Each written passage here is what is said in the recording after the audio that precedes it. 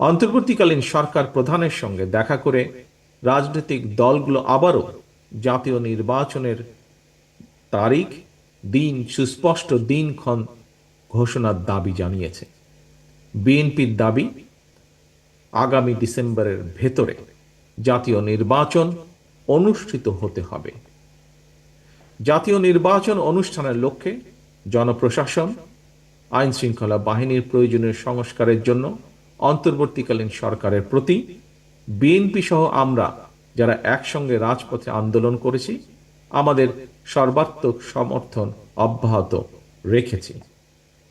সুতরাং দেশে বিদেশে সম্মানিত, দক্ষ এবং যোগ্য ব্যক্তিত্ব অন্তর্বর্তীকালীন সরকার প্রধানের নেতৃত্বে জনগণ অবিলম্বে দেশের ইতিহাসের সবচেয়ে অবাধ, নিরপেক্ষ একটি জাতীয় নির্বাচন দেখতে পাবে।